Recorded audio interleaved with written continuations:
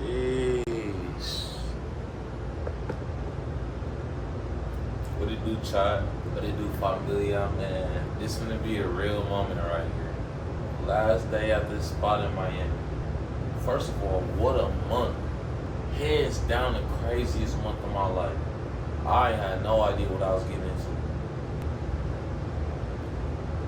It don't even feel real, bro. As y'all remember, bro, I went through some crazy things back in Milwaukee. A lot of struggle, a lot of pain, a lot of betrayal.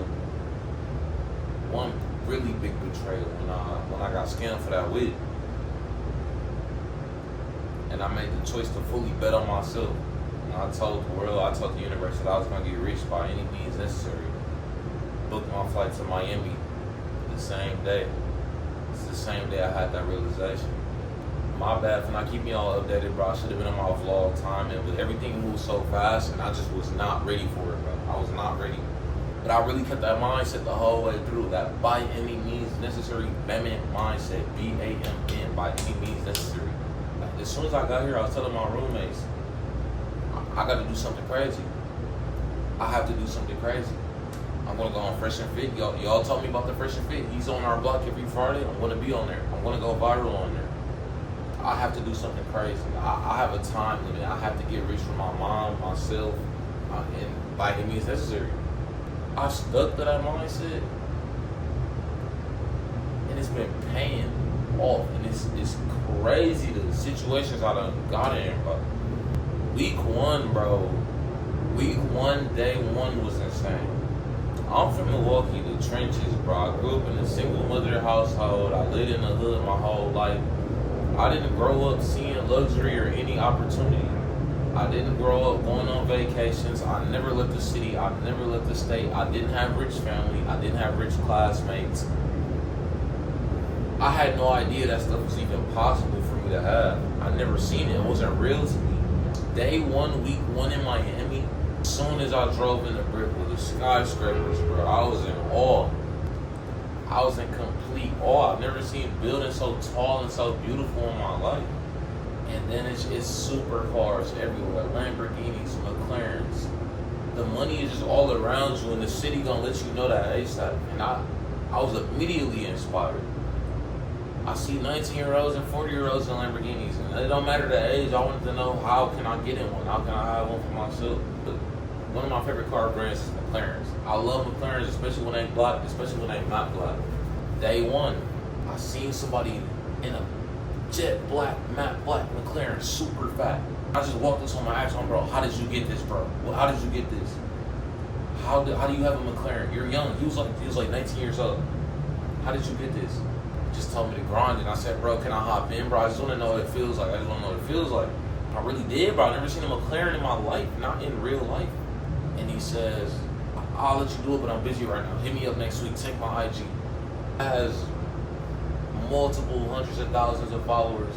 Owns a McLaren, 19-year-old multi-millionaire, and my IG's going in his phone. And that's when it started to really click in my head, like, if I just put myself out there and be genuine, cool things are gonna happen. If I just be genuine, stay true to myself, stay happy, keep my vibrations high, I can really manifest some crazy things. He takes my IG, we ended up linking up. That video is coming soon. We drove me around the city in the McLaren, told me about what he does. It was a real cool experience. But that was just day 1, and I realized, like, oh my God, this is the city of networking. This is the city of just going up to random people and talking and just getting yourself into crazy situations. You literally it didn't take long for me to realize in this city you one connection away from changing your entire life. Bro, first week, day 2 or 3 or 4, I'm literally just walking down the street. 2 Arabic dudes asked me, where's Burger King? Me and my boy point to Burger King, and I asked them, I'm like, where are y'all from? Y'all got heavy accents. And they're talking about they're from Whoop-de-Wham-Bam. I can't say too much on camera. But they're from these places in whatever region of the world. And they said, we're going to Sexy Fish tonight. Sexy Fish is the most luxury restaurant in Miami. And, bro, the cheapest thing on the menu costs $500. That's how crazy Sexy Fish is. They tell us, we're going to Sexy Fish tonight. Pull up on us, come. Me and my boy, we wearing shorts. We dress hella casual. They just tell us, nah, go home, get dressed, pull back up, and just ask for this name, bro. We got a reservation. I'm like, bet. Literally, just for walking down the street in Miami. These two really important people, I can't really say too much, literally just invited us to the most luxurious restaurant in the entire state. We get there, these dudes, they're whispering to the waiter, Wagyu steaks, Wagyu steak appetizer, Wagyu steak desserts, entrees, Wagyu just coming back to back. We ate Wagyu the whole night. I never imagined I would eat Wagyu so soon in my life, bro. I didn't know that was gonna happen, but it literally started with the convo and me genuinely asking somebody, where are you from? Because I love culture, I love accents, bro. I don't wanna go too much in detail with that because that's a weird story for reasons I can't say. So that, the McLaren, I'm like, bro, the money is just around us, bro. You just gotta ask. You just gotta talk to the right person. You just gotta be true. Days go by, I'm working hard, I'm editing. I start dabbling in the streaming because every time I walk down the street, every time I have an interaction with people that tell me I should start streaming. So I started doing a couple of casual streams, got a couple of views, people liked it. Man, this city really brought me out of my comfort zone, gave me a lot of confidence. Like I started TikToking, bro. I was never a TikTok dancer in Milwaukee.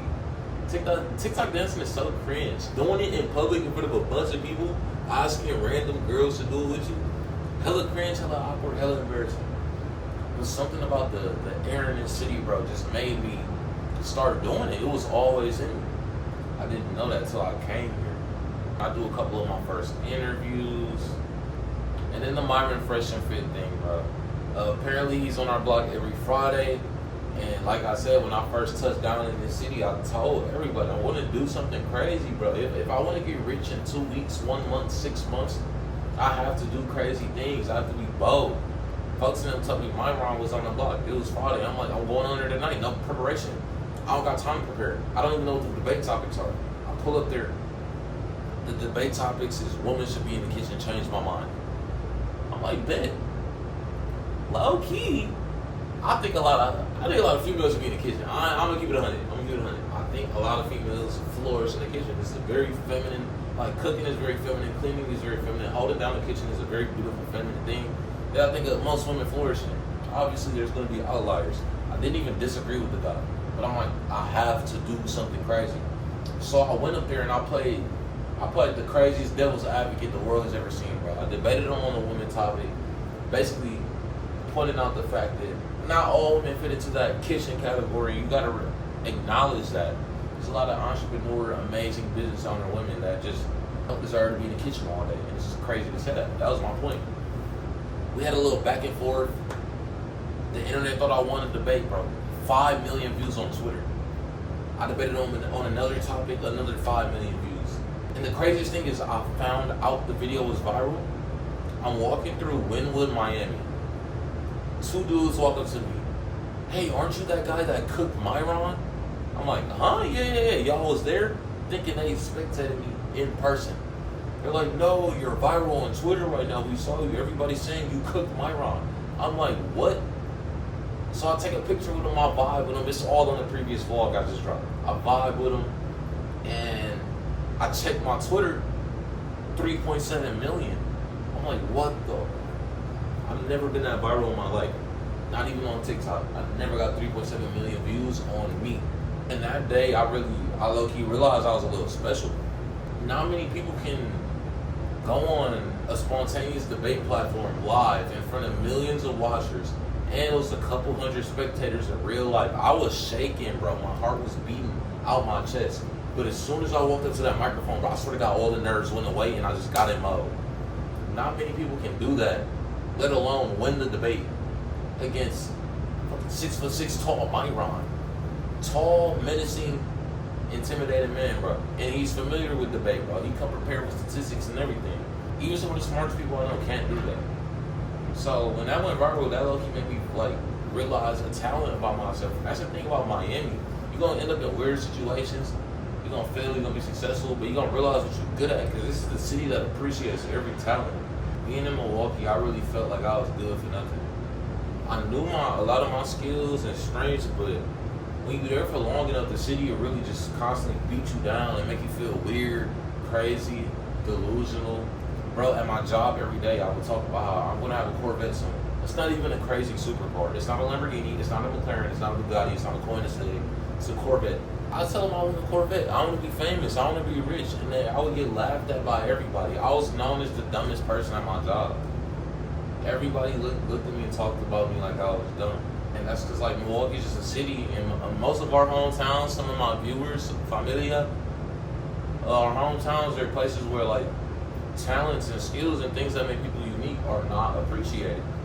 And I come here and, like, I immediately feel special. I immediately start getting rewarded by my environment for being myself. It's crazy. I never felt that way before. I always feel like I had to be something else. So I go viral once. I don't know what happened in between. I'm gonna just skip to the big story. One day I take my Twitch and I see Tota, one of my favorite Twitch streamers, is in Miami, bro. Big in Brazil. I love Brazil. Muito amo, bro. I love Brazil. I love their music. I love the way their women look. I love the way their country looks. The tropicalness. They have the best beaches in the world. Brazil is just so beautiful. I've always loved Brazil. I love Brazil for a very long time, bro. I've always wanted to go to Brazil. I love Brazil. Let's get back on topic. Tota is the biggest streamer in Brazil right now. He's in my city. He's in Miami. I'm like, whoa. I've never been so close to someone so big that I actually like. It's just that's a weird feeling. I'm like, bro, what if I stream something? What if I just like met up with him and I could show love with him real quick and it just be a beautiful experience? Bro, first of all, he's in Design District, Miami. At the time, I had no idea what Design District was. I just moved here. But I see hella designer buildings in the background. Dior, Louis Vuitton, Christian Louis Vuitton, Louis, Dior, all of that fancy McNancy stuff. Okay, I'm gonna just look up the name of the places and find it. I look up a place on Google Maps, it don't really match. I keep looking at the places. Eventually, I walked past a place called Breitling. I look up Breitling, and I click on it, and it looks exactly like the one on the screen. I'm like, that's where we're going. I book an Uber there immediately. Bro, I only had like $30 in my bank account. I book a $15 Uber there. Only had $15 left. Stupid decision. I Uber there, bro, watching a stream in the Uber, and I see Tota, a bunch of beautiful black girls walk up to Tota, and they showing them love, they screaming, they start throwing booty cheeks, booty buns back and forth on the screen. And I'm like, okay. I gotta look for the booty buns and the Breitling building. So I pull it to the low. I see the black girls from the screen. I'm like, those are beautiful black women from the screen. That's the Breitling building. And then a Rolls Royce passes me in the opposite direction I'm going. I'm like, oh my God, that's really Tota. I tell the Uber, stop. I run out the car and I run in the opposite direction towards the. I've never ran so fast in my life. I'm over running car speed, bro, because the Rolls Royce is driving a smooth 30 miles per hour. Bro, no cap, no exaggeration, bro. I'm dead ass running like probably a smooth Usain Bolt, 17 miles per hour. I'm dead ass catching up to the car, but the car keeps speeding up, and then it hop on the highway. Whoa. So I check the screen, and of course, both us inside of the Rolls Royce on the screen. So I'm just walking, watching the screen. Eventually, I see both of us going on a yacht on the screen. I'm walking for a smooth, mind you, 30-minute drive to see Tota the first time when he drove in the opposite direction. I'm walking for another hour. And that hour while I'm walking, Tota's getting on the yacht with a bunch of bobs. So I'm like, okay, yacht, river. Probably river. It's probably on the river. Yacht, river. So I book another Uber. My last $15 I got to my name, bro. I book another Uber towards the yacht entrance. Boom. Book the Uber to the yacht entrance, and I don't see Tota's boat. I don't see Tota. I just used my last $15 on the Uber to stream somebody, and I didn't even see him. I told the Uber driver only speaks Spanish. Cuban guy. Shout out to him, bro. Blessing straight from God. I'm telling him in Spanish, es una persona famosa que quiero encontrar, quiero un momento grande. I really want to meet this dude. He's big, bro. I love him. I want to make a big moment with him. And can you please just drive me? I'm watching the stream right now. Drive me towards where he is. And the Uber dude's like, I got you. I'll do it. Dale pa.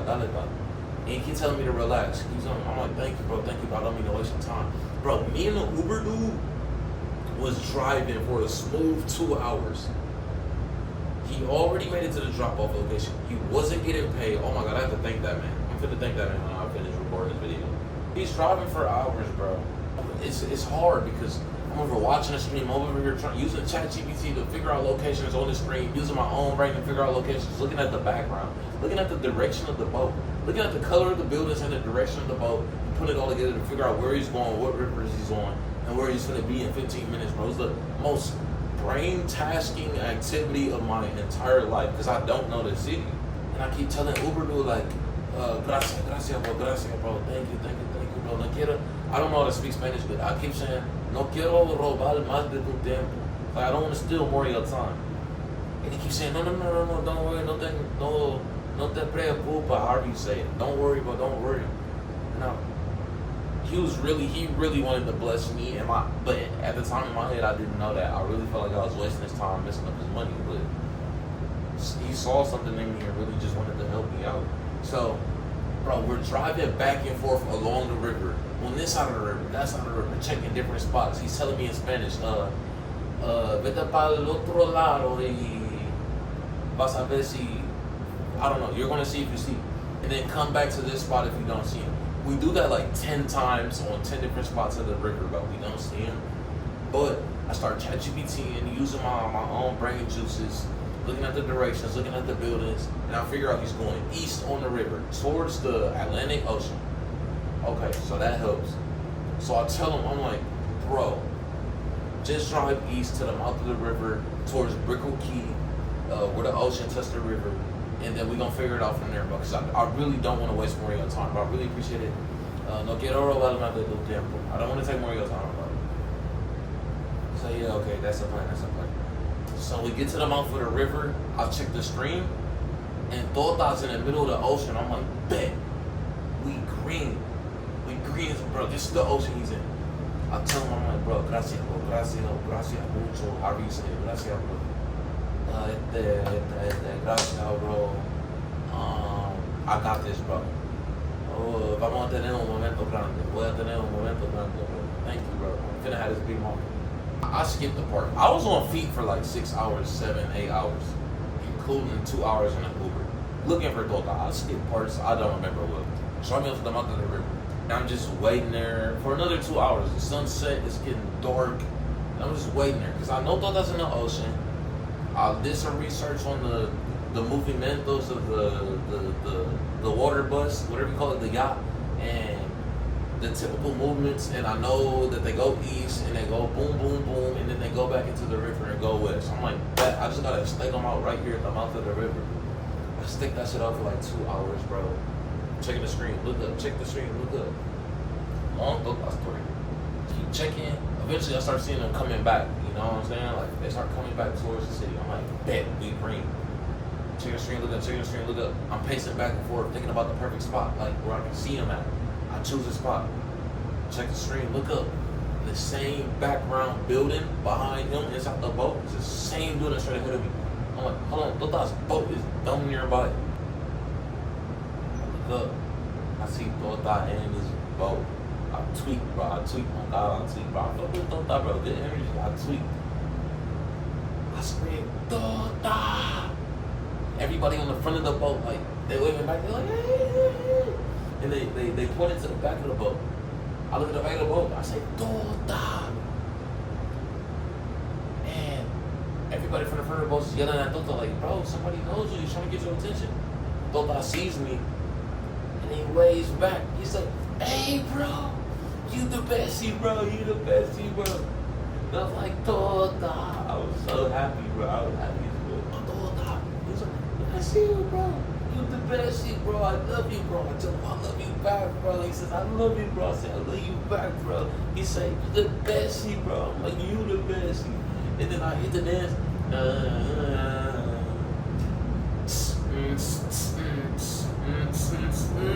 And then he hit it at the same time, bro. Legendary scream moment, bro. He hit it at the same time.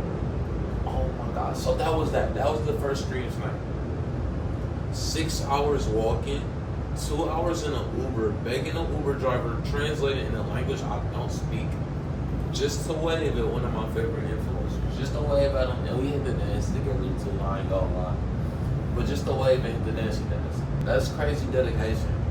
Most people would quit after hour 2 in their own car.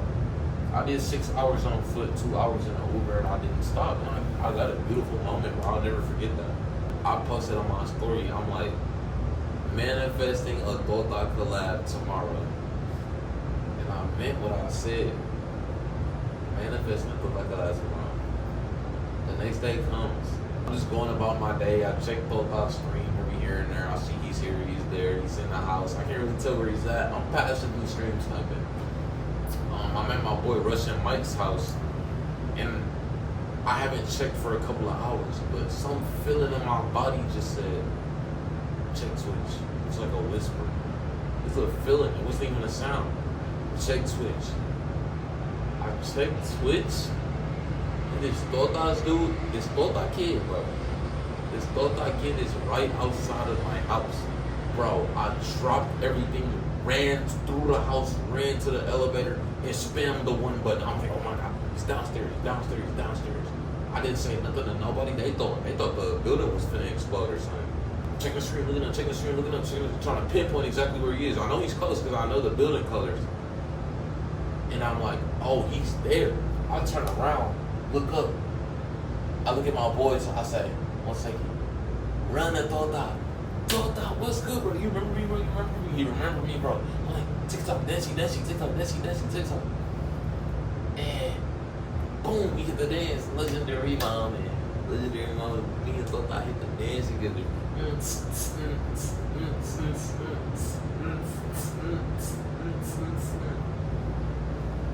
We hit the dance, bro.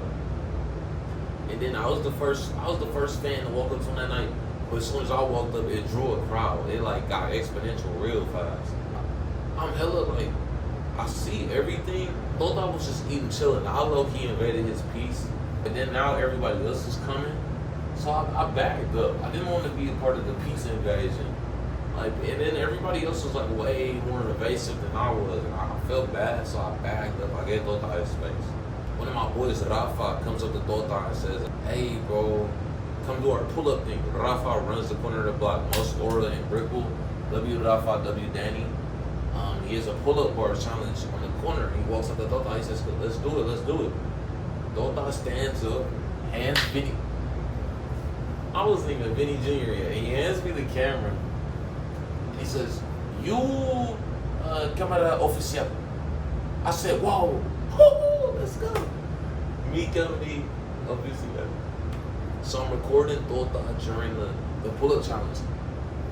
And I'm a bad cameraman. I was yapping the whole time, bro. And the chat was it was hating it at first, but they started loving it. And I'm like, oh, y'all actually like me. So I'm gonna keep yapping. So I thought that is a pull-up challenge. Chat's feeling me. And I hand him the camera back. He goes back to eat, and that's the end of the interaction. I'm chilling with my pull-up challenge boys in the corner of the block, a block away from Tota while he's over there eating.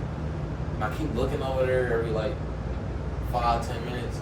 I see him, I'm like, bro, I've never been next to someone I admire so much for so long. Like, what is going on? What is this gonna turn into? I keep looking over there, I'm chilling with my boys, not really talking. I'm just like amazed. Like, I ain't even got words. And then my boys, they take it in. The pull-up boys, they break down the pull-up machine. And they go home. Take it in means go home, guys. They take it in. And I'm just sitting there lonely by myself on the corner of the block. Tota's still with this team eating. And I'm like, I have to turn this into something.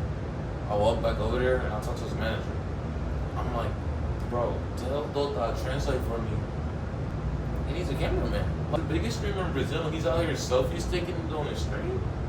He needs a cameraman, bro. Like, he's the next big thing. What's going on? Like, I can be his cameraman full time. I don't want anything for it. I just want to be his cameraman. He tells Tota in Portuguese, and Tota kind of like brushes it off. He's having a convo with somebody else. I'm like, ain't no way, no. I tell the manager again, I'm like, bro, he needs a cameraman. Can you please translate for him again? He says something to Tota in Portuguese. Tota talks back in Portuguese. And the manager looks at me. He said, sit down, bro. Enrique said, sit down, bro. I'm gonna order you something. What you want? And I'm like, what? He said, yeah. You with us for the night. What you want? And I'm like, ain't no way, bro. I just want water. I said, I just want water. I was already feeling good enough. I did not want food. I just wanted water. I didn't want food. But he insisted. He ended up getting me a steak. And that's how it started. I'm officially Tota's cameraman. Tota puts the camera on me. He's talking in Portuguesiano. He keeps saying, Vinicius Jr. What's up, muito gostoso, Vinicius Jr. Portuguese noises, Vinicius Jr. Oh, what's going on? And then he talks to me, it's like, you, my friend, you look like Vinny Jr. And I'm like, who? Vinny Jr. I'm like, what? And then they pull up pictures, bro. They show the chat, and then the chat's just clowning me, bro. Everybody's calling me Vinny Jr. That's how I got the name Vinny Jr., bro. Vinny Jr. is a legendary football player, big in Brazil, and apparently I look like him. Yeah, I'm vibing with them, bro. We're talking, we're trying to communicate with each other. He speaks Portuguese, I speak English. It was fun though. And then license pulls up, the dude that be cutting up in traffic. And then Tota tells me, we gonna drive Lamborghini today. We're driving Lamborghini. You, me, Lamborghini, fast car. You, me, fast car. And I'm like, what Lamborghini? Like, I didn't even see it. I've never seen a Lamborghini in real life until a week before that. And I'm gonna be inside of one with Tota, Didi. Yeah.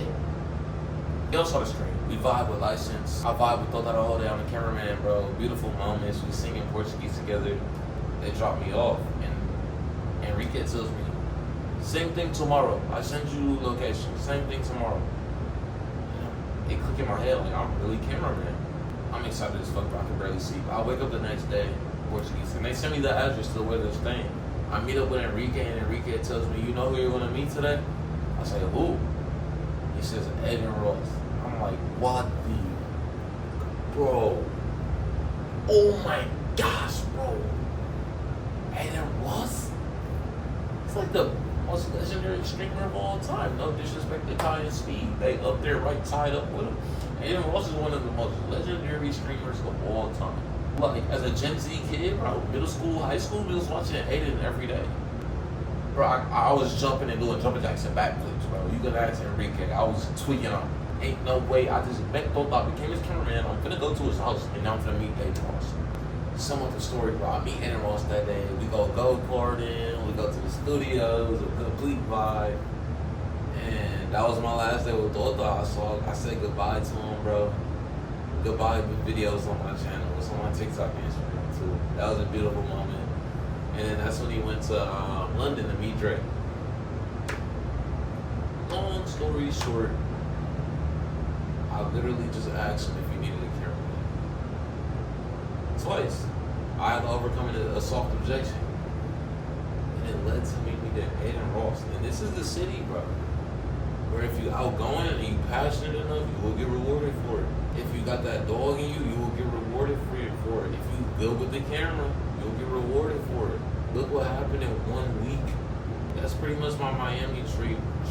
There's been a couple of other cool situations. I'm strolling out and about, and I see OnlyFans chicks. I literally used to do that too.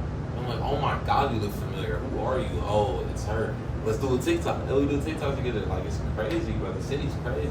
I met a lot of cool people, bro. A lot of rizzers, vloggers, streamers, bro. Pickup guys. There's a lot of rizzers and pickup guys, and they all hella cool.